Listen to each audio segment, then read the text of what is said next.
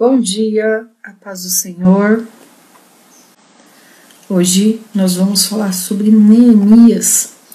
Vamos então abrir as nossas Bíblias em Neemias 1. Eu já falei aqui que na Bíblia hebraica, o livro de Esdras, juntamente com Neemias, é um livro só. Não são dois livros, como é na nossa Bíblia ocidental. Porque é um livro que conta a história do povo ao voltar do cativeiro, ao chegar em Jerusalém. Os dois livros, cada um tem participação ali das pessoas que dão nome aos livros. Esdras, então, tem uma parte ali que Esdras fala muito claramente eu. O mesmo acontece com Neemias. Várias partes nós temos Neemias. O que os estudiosos dizem? Que cada um escreveu suas partes dos livros, mas que um ajudou o outro ali na edição do livro, na organização do livro, sendo que Esdras, os estudiosos dizem que ajudou mais Neemias do que Neemias a Esdras na edição, na organização dos escritos, na organização do que eles estavam escrevendo ali em seus próprios diários.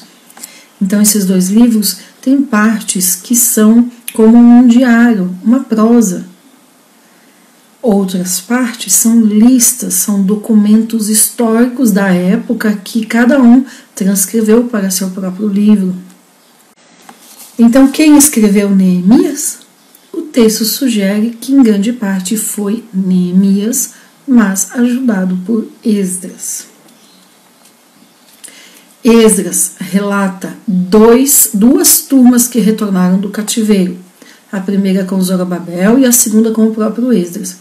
Neemias vai contar dos 3 retornos, de Zorobabel, de Esdras e, por fim, com ele, com o próprio Neemias. Sendo que, com Zorobabel, nós vimos isso lá em Esdras, principalmente ali o capítulo 2, o 3, com as listas. Então, nós vimos que com Zorobabel foram quase 50 mil pessoas que retornaram para o cativeiro. Com Esdras, depois, nós vimos aí cerca de 2.000 homens, mas aí mulheres, crianças, jovens e etc. Calcula-se cerca de 17.000 judeus na segunda turma com Esdras, em 457 a.C. Alguns estudiosos, eu sempre falo isso, apontam em 2 anos a mais, mas está tudo bem. Não faz diferença no entendimento do texto. E agora com Neemias, então, vem uma turma pequena, uma terceira turma bem pequena. Nós vamos ver aí que calcula-se em torno de 2.000 pessoas somente. O retorno de Neemias, a ida de Neemias para Jerusalém, ela acontece aí então mais de 80 anos depois da primeira turma, ou seja, muito tempo depois da primeira turma.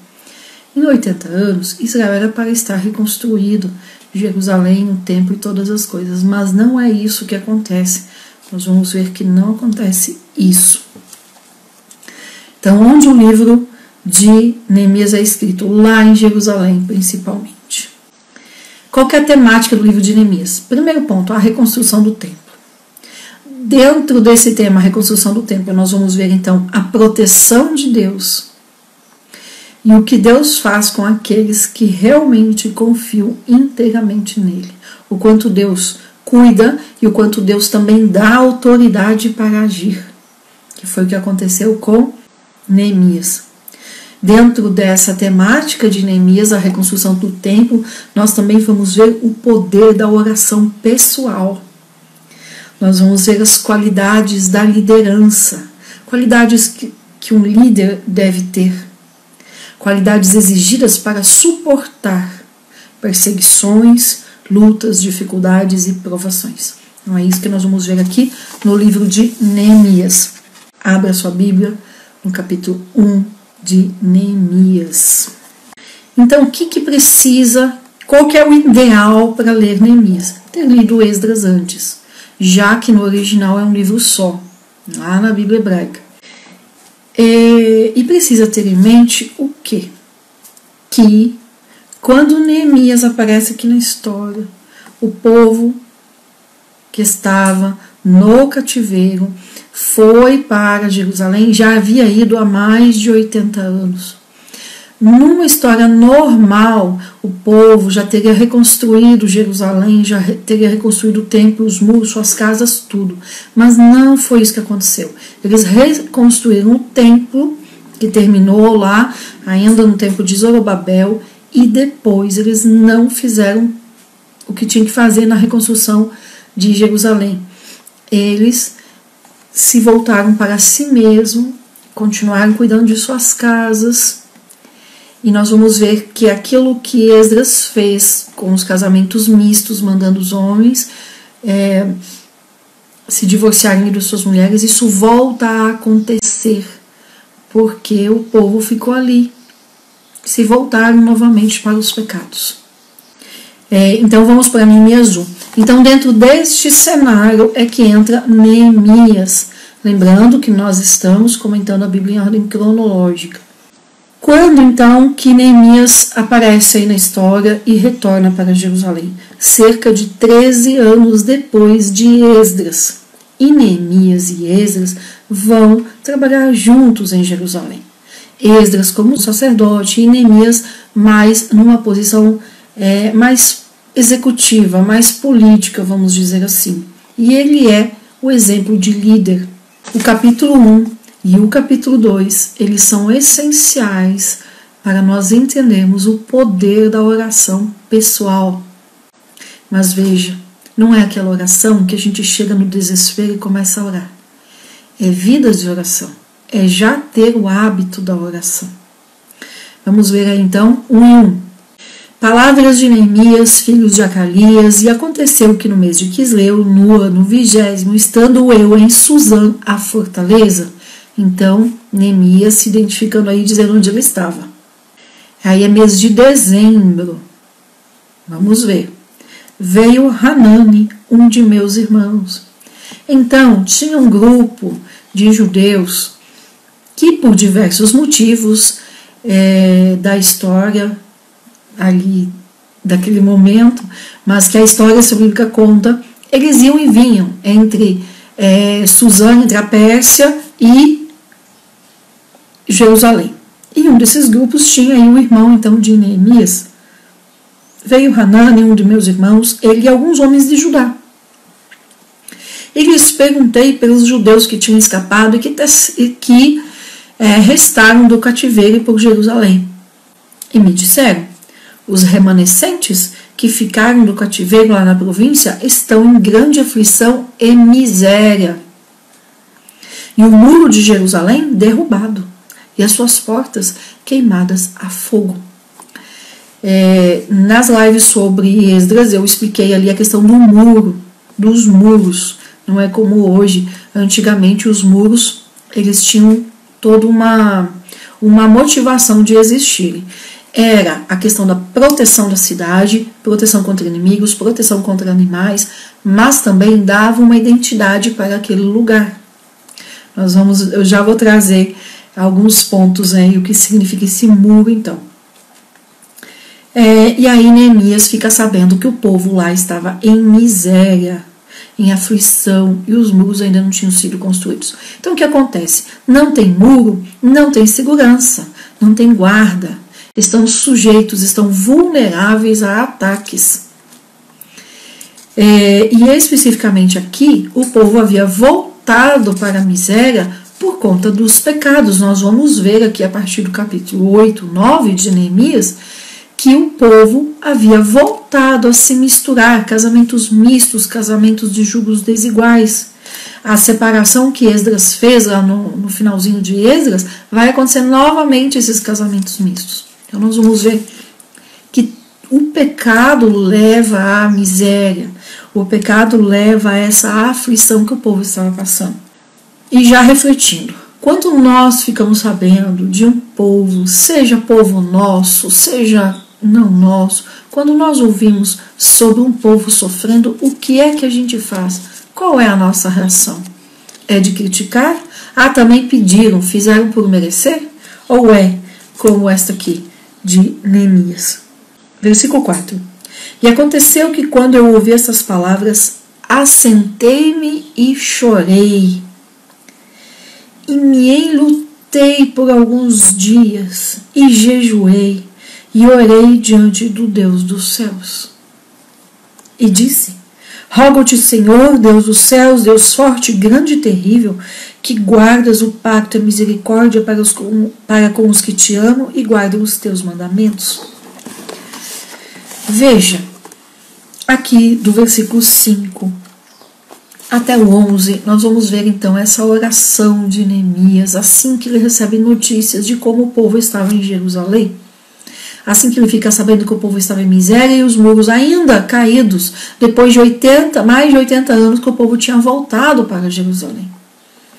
E ele faz essa oração, e ele faz uma oração muito parecida com Daniel. Agora, por que é uma oração parecida com Daniel? Porque ele copiou Daniel? Não, porque ele fez uma oração baseada na palavra de Deus, inspirado naquilo que ele conhecia das Escrituras. Então ele traz na sua oração, desde lá Deuteronômio, citando os estatutos que Deus deu, os mandamentos, e ele vai falando, nós.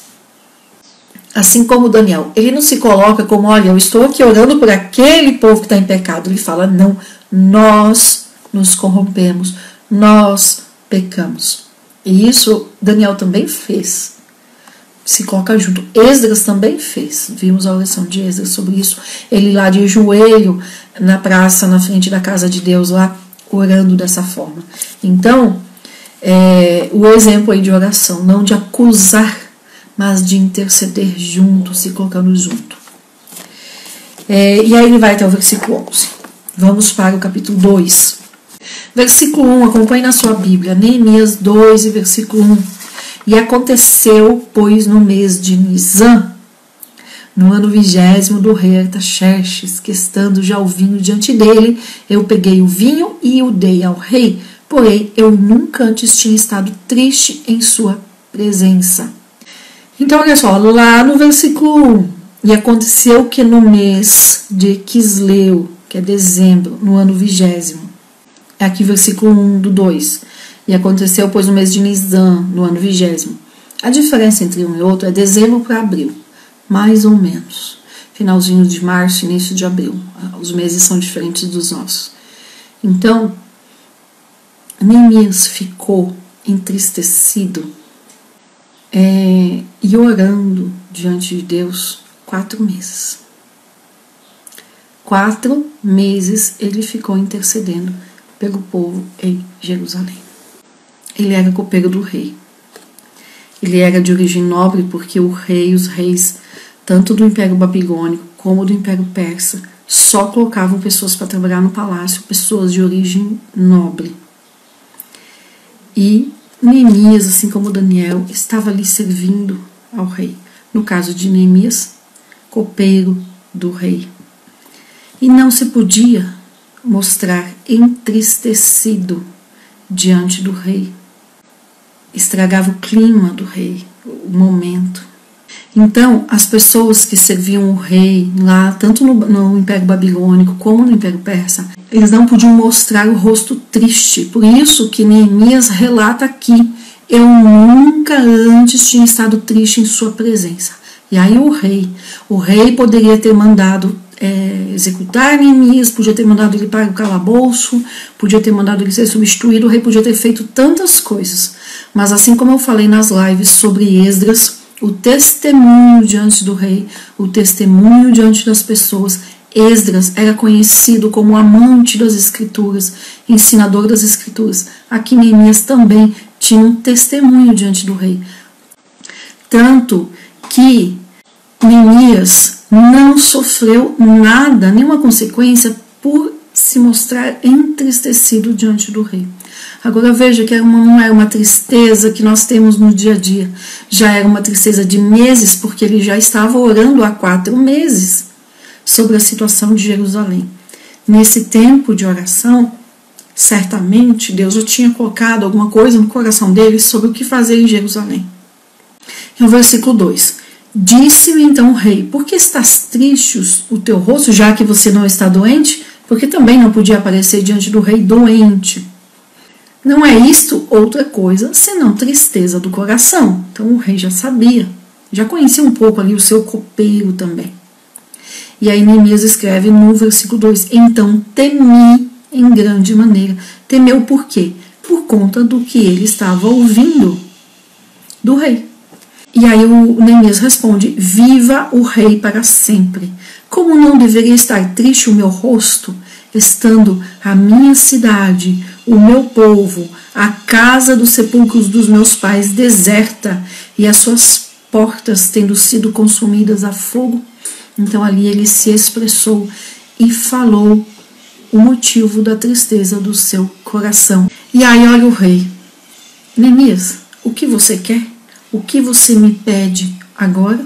Olha o nível de intimidade, tanto com o rei, por conta do testemunho de Neemias, como também o nível de intimidade e principalmente a intimidade de Neemias com Deus.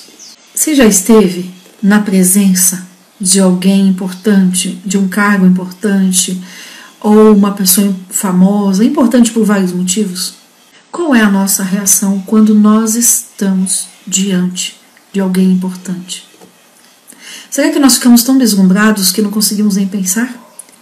Olha, Neemias aqui, ele não orou de fala, ele orou em pensamento. Muito rápido. O rei perguntou: o que você quer pedir? O que você pede agora? E Neemias orou: então orei ao Deus dos céus. Orou silenciosamente com pressa. E aí já respondeu. Por quê? Porque o rei estava esperando a resposta. O rei não pediu, não fez uma pergunta e falou: vai lá pensar o que você quer. O rei pediu, Neemias já respondeu. Pensamento aqui conectado com o trono. É essa oração que nós temos que fazer.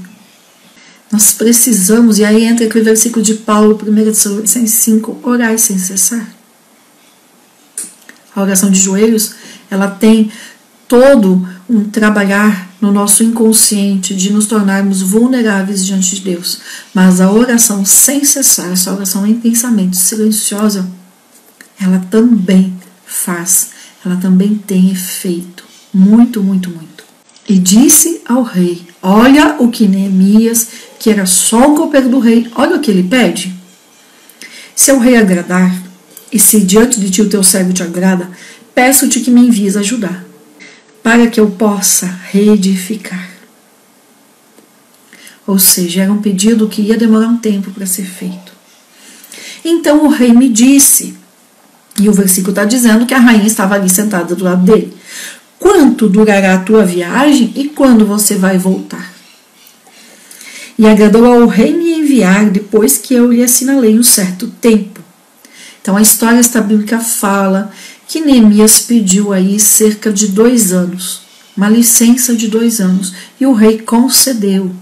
Então ele iria e ficaria 2 anos e voltaria depois. O rei não abriu mão de Neemias, apenas deu uma licença. Olha só, de copeiro, Neemias vai se tornar governador. Versículo 7. E disse ainda ao rei: se agradar ao rei, rogo que me sejam dadas cartas para os governadores que estão mais à frente do rio, para que me permitam passar até que eu chegue a Judá. Eu sempre falo, é uma viagem longa, de 3, 4 meses, 5 meses, dependendo da quantidade de pessoas que está indo. Não é uma viagem rápida, precisa atravessar vários países, vários povos. E aí Neemias ainda pede mais. E uma carta também a Asaf, guarda do bosque da floresta do rei, a fim de que me seja dado madeira para cobrir as portas do palácio, da casa, ou seja, do templo, e para o muro da cidade, e para a casa onde eu vou morar também. Então ele não só pediu autorização para ir, ele também pediu uma carta dando liberdade para ele passar, para apresentar ali para os povos de domínio persa, e ele também pediu madeira. E não era pouca madeira, era madeira para 3 coisas: para os portões dos muros, para o templo e para a casa onde ele ia morar. E o rei deu tudo isso. Versículo 9. Fui então aos governadores do outro lado do rio e lhes entreguei as cartas do rei, e o rei enviou comigo capitães do exército e cavaleiros. Então ele já saiu ali de Suzã, já com cavaleiros, já com parte da guarda, já empossado como governador. Ele já foi com autoridade, de copeiro a governador. E ao ouvir isso, aí olha quem escuta, Sanbalate e Tobias, e desgostaram em extremo por ver que alguém iria fazer o bem aos filhos de Israel. E cheguei então a Jerusalém e estive ali durante 3 dias. 3 dias de descanso depois da viagem. Vamos para o versículo 12. E levantei-me de noite. Então olha só, coisas para aprender. Não precisamos chegar em lugar nenhum quando estamos incumbidos de uma missão e chegar alardeando. Olha, foi o rei que me mandou. Olha, eu que vou mandar agora. Não precisa. O servo do Senhor sabe que quando é empossado, quando é colocado, quando é incumbido de algo, as coisas naturalmente vão acontecer. Mas precisa estar diante de Deus.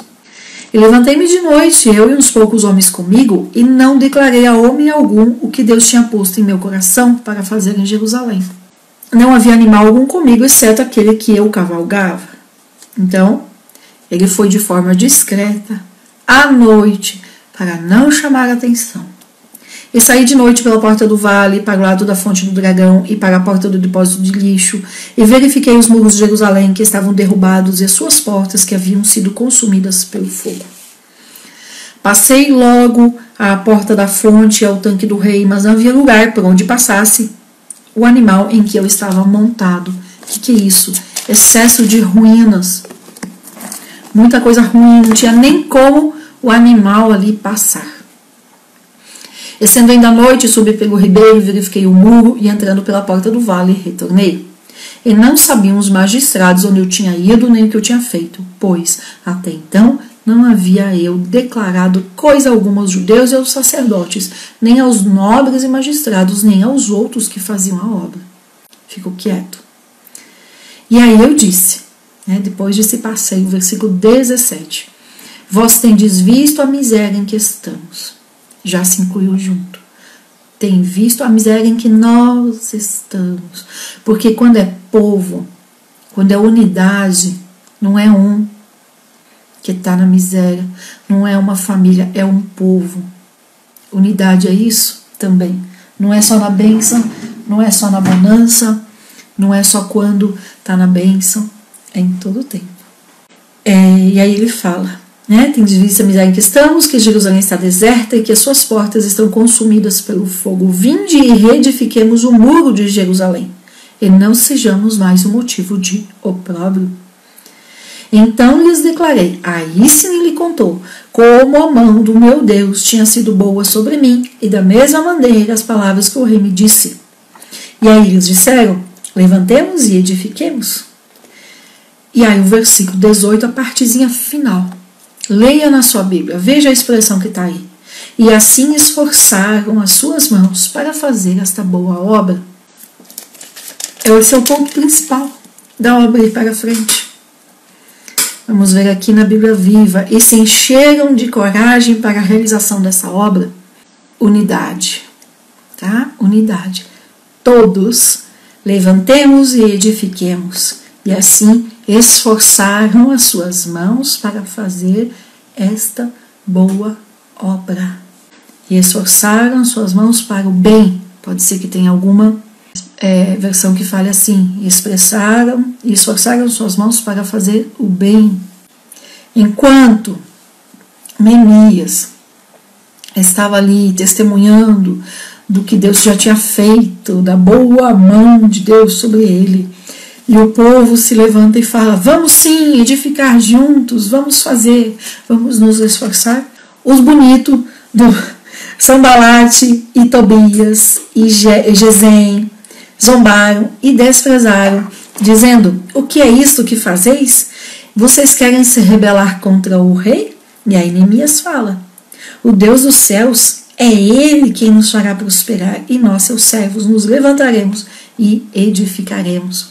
Neemias podia ter dito, eu estou com a autorização do rei, mas não, porque Neemias sabia que o que fazia diferença era a boa mão de Deus sobre eles.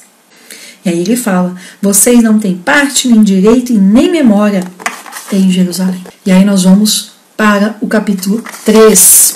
Olha, o capítulo 3 tem um tanto de nomes e medidas e localizações geográficas. Quem está lendo a Bíblia toda, no propósito de ler a Bíblia toda, não pode pular nenhum nome e nem enrolar a língua para ler esses nomes que estão aqui. Combinado? Lê tudinho. Eu quero ler só alguns versículos no 3. Então, no 3 é o quê? Começa a construção dos muros. Neemias, ele realmente coloca a mão na massa. Então, característica de líder. Primeira coisa, em oração todo o tempo, conectado com Deus. Veja Neemias ali, ora, enquanto o rei conversa com ele, Neemias ali em pensamento já ora e pede a Deus uma direção. Primeira característica, oração, vida no altar. Segunda, aqui nós vamos ver o exemplo de Neemias colocando a mão na massa. Capítulo 3, então eu não vou ler, obviamente, mas como é que foi feito então? Como é que Neemias fez? Ele pegou esse muro e dividiu em partes. E cada um foi construindo uma parte.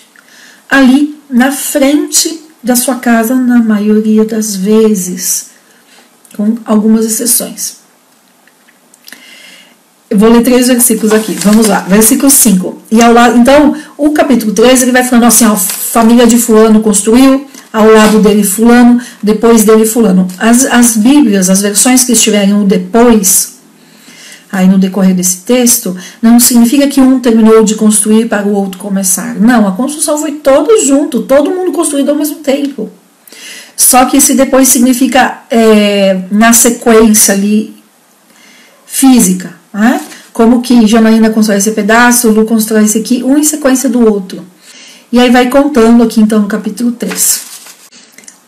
Quem não participou da construção? Vamos ver? Versículo 5. E ao lado deles restauraram os tecoitas, mas os seus nobres não submeteram a sua serviço à obra de seu senhor. Falando aqui especificamente de pessoas que não participaram da obra. São os únicos que não participam do povo que está em Jerusalém. Esses nobres aqui. Nobres dos tecoitas, da família dos tecoitas. Vamos lá para o versículo 12. E junto a eles restaurou Salum, filho de Aloés, príncipe da metade da região de Jerusalém, ele com as suas filhas. Então, olha só, as mulheres certamente estavam nas suas casas, cuidando de comida, cuidando dos afazeres, para que os homens pudessem ficar tranquilamente ali na obra. Mas, e aí Paulo vai repetir isso lá em Coríntios, as solteiras não tinha coisa de marido para cuidar, certamente tinha coisa das mães para ajudar, tinha, mas elas foram ajudar ali na obra. Então o versículo 12 ele é maravilhoso. As filhas, ou seja, as que não estavam casadas, também trabalharam na obra. E aí depois do 12 nós vamos para o 28, que chama atenção.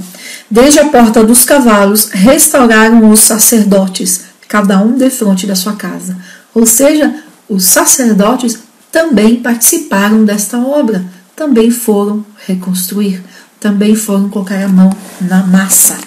E nós vamos ver que os profissionais, também trabalharam, os profissionais do templo, as famílias que cuidavam do serviço do templo. Versículo 32 fala, dos ourives e os comerciantes que também trabalharam ali, ou seja, a obra de Deus, ela necessita de todo mundo, de todos os profissionais. E é preciso fazer de forma unida, seguindo a orientação do líder, que aqui no caso era Neemias. Então, capítulo 3, nós vamos voltar para a reconstrução dos muros, nós vamos ver aqui outras informações aqui mais para frente. Tá? Então, o 3 está contando como é que isso acontece, ou seja, todo mundo construindo juntos. Quando há essa união, a obra vai mais rápida e vai vai mais sólida, porque a união dá essa liga, dá essa solidez. Capítulo 4, aí que acontece no 4, né? O líder, ele precisa estar atento. Veja que Neemias estava ali trabalhando na obra também, mas ele estava atento ao que estava acontecendo fora ali do olhar dos muros. Nós vamos ver isso aqui no capítulo 4. E aconteceu que quando Sambalate ouviu que nós edificávamos o muro, encolerizou-se e se indignou de grande maneira e escarneceu dos judeus e falou diante de seus irmãos e do exército de Samaria: o que estes fracos judeus fazem? É permitido fazer isso? Eles sacrificarão? Acabarão em um só dia? Ressuscitarão as pedras dos montões de escombros que foram queimadas? E estava junto a ele Tobias, o qual disse: mesmo que eles edifiquem, se subir uma raposa, facilmente derrubará o seu muro de pedras. Eles estavam dizendo que o muro estava sendo construído de uma forma fraca, que não ia aguentar nem o peso de uma raposa. E aí Neemias ora. Faz o quê? Ora. Versículo 4. Ouça, ó Deus nosso, que estamos sendo menosprezados, e volta a ofensa deles sobre a sua cabeça, e dá-lhes por presa na terra do seu cativeiro. E não cubras a iniquidade deles, nem o seu pecado seja arriscado de diante do teu rosto, porque te irritaram na presença dos que edificaram. Edificamos, pois, o muro, e toda a muralha foi fechada até a sua metade, porque o povo teve ânimo para trabalhar. Ou seja, mesmo o povo insultando o Tobias e o Sambalate principalmente, o povo ficou animado em continuar. Eles não deixaram que aquelas palavras os desanimassem, ao contrário do que aconteceu lá em Esdras 4, que quando ali os samaritanos começaram a colocar ali os infiltrados para desanimar, eles desanimaram. Versículo 7. Mas tendo sido informado a Sambalate, a Tobias e aos árabes e aos amonitas e aos de Asdod que os muros de Jerusalém eram reparados, porque já as roturas começavam a ser fechadas, ficaram com muita raiva e conspiraram entre si para virem combater contra Jerusalém e para os fazer desviar do seu intento. Então, como não adiantou eles ficarem falando, eles iam então atacar. Então, nós, agora não é só Neemias, é nós, oramos ao nosso Deus, e por causa deles pusemos guarda contra eles de dia e de noite. Então Neemias mudou a estratégia aqui, fez alterações. E disse Judá: as forças dos carregadores se enfraqueceram, e o escombro é muito, e não podemos edificar um muro. Esse escombro, as ruínas, a sujeira ali das ruínas. Versículo 11. E os nossos inimigos disseram: não saberão disto, nem verão nada, até que entremos no meio deles e os matemos. Então faremos cessar a obra. Plano do inimigo. De matar, inclusive. Matar os judeus que estavam reconstruindo os muros. Versículo 12. Leia na sua Bíblia. E aconteceu, porém, que quando vieram os judeus que habitavam entre eles, ou seja, tinha judeu lá misturado, deram-nos aviso 10 vezes, 10 avisos de todos os lugares se voltarão contra nós. Eu não ia falar, mas para a gente entender o alcance desses ataques, a gente precisa saber quanto tempo que durou a construção do muro. Os muros foram reconstruídos em 52 dias.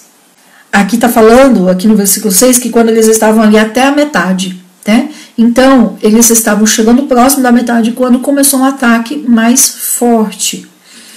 Em 52 dias, vamos considerar com menos de 50, já que os primeiros dias Sambalate e Tobias não viram nada de concreto, porque começou todo mundo na base. Tinha que tirar as ruínas, limpar para depois reconstruir. Não dá para reconstruir em cima de ruína. Precisa tirar as pedras, tirar o entulho, né, tirar a sujeira das ruínas. O muro vai ser edificado de uma vez só, porque cada família está na frente da sua casa reconstruindo. Então o muro todo é reconstruído em 52 dias. Agora imagina, 52 dias, 10 vezes. Os judeus que estavam lá vieram aqui avisar: de todos os lugares se voltarão contra nós. 10 avisos em 50 dias. Será que é pouco ou é muito ataque? Aí olha aqui, Neemias muda a sua estratégia. Então pus guardas pelas partes baixas por detrás do muro, e nas alturas dos penhascos pus o povo pelas suas famílias. Ou seja, cada um vai cuidar da sua família. Cada família está reconstruindo o muro na frente da sua casa, ali perto, e agora cada família vai fazer guarda pela sua família. Com as suas espadas, com as suas lanças e com seus arcos. Versículo 13. Depois olhei e levantei-me e disse aos principais e aos magistrados e ao restante do povo: não temais diante deles, lembrai-vos do Senhor, que é grande e terrível, e lutai por vossos irmãos, vossos filhos e vossas filhas, por vossas mulheres e por vossas casas.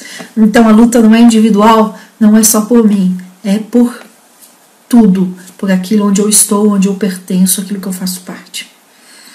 E aconteceu que quando ouviram os nossos inimigos que tínhamos conhecimento e que Deus havia dissipado o conselho deles, voltamos todos ao muro, cada um à sua obra. Então o que Neemias fez aqui? Enquanto estava todo mundo na obra, ele pegou e dividiu em duas partes.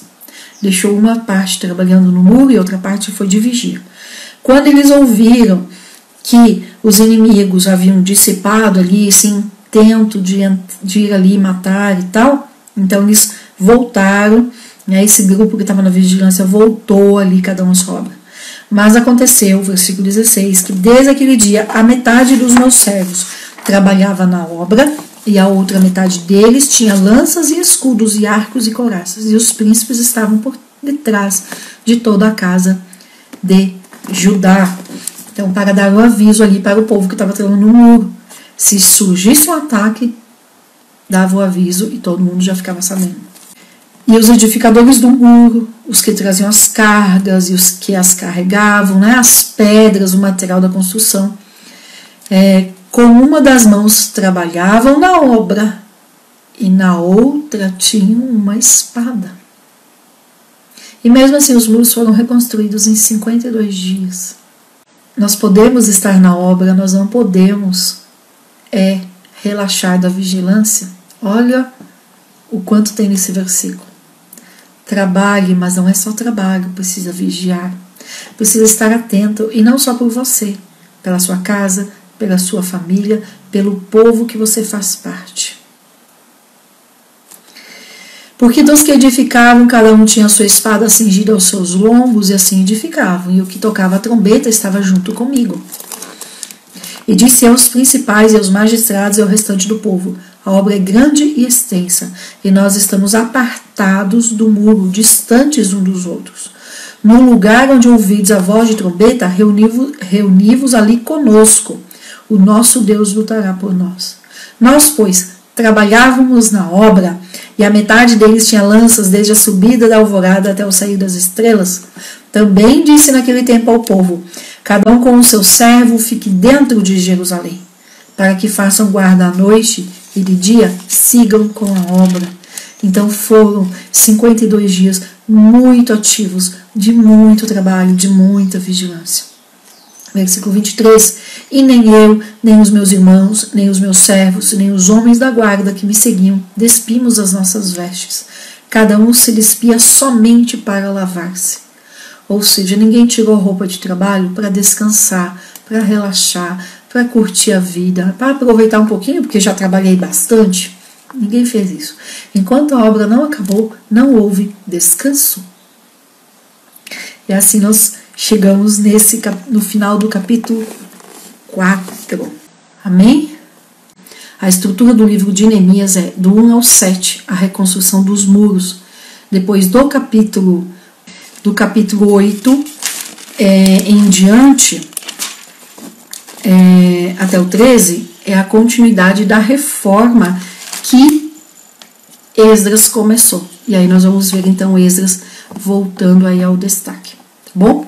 Nós vamos só até o 4 então. Amanhã continuamos do 5 e vamos até o 13. O que fica então de mais importante hoje, nesse destaque do 1 ao 4? A relação de Neemias com Deus. Orou 4 meses antes de se mostrar entristecido para o rei. Ele não se mostrou entristecido de propósito, foi algo que aconteceu. E o rei, ao ver e perguntar, Neemias orou aqui, em pensamento, silenciosamente com Deus, e foi ousado e pediu, e o que ele pediu, ele recebeu. Neemias, então, começando o seu exemplo como líder na oração, no seu relacionamento com Deus. E em todo o tempo, ele não usou o nome do rei.